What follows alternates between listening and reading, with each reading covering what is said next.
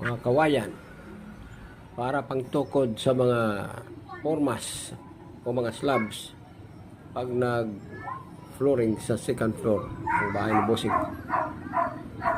Yan, mga kawayan, kulang pa yan.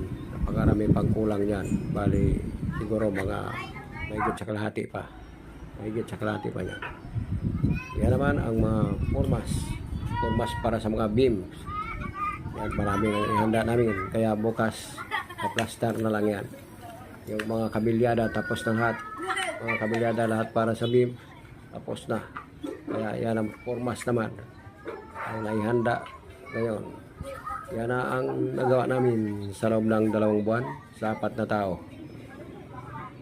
Yan na, ayos na, padahan-dahan lang. Matatapos din itong bahay ni Bossing. Yan, mga formas yan. Yan yung mga formas na naihanda na namin. Kaya malapit na. malapit na ang malapit na ang ilang buwan. 1/4 lang na marine plywood ang ginamit namin para sa formas.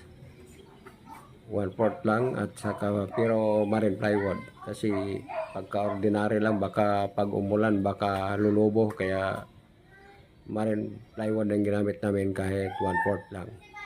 Sabagay isang beses lang naman gamitin to pagkatapos wala na sa Parikoy, kaya bising busy si foreman ngayon. Parikoy bising busy dito hanggang sa matapos ito.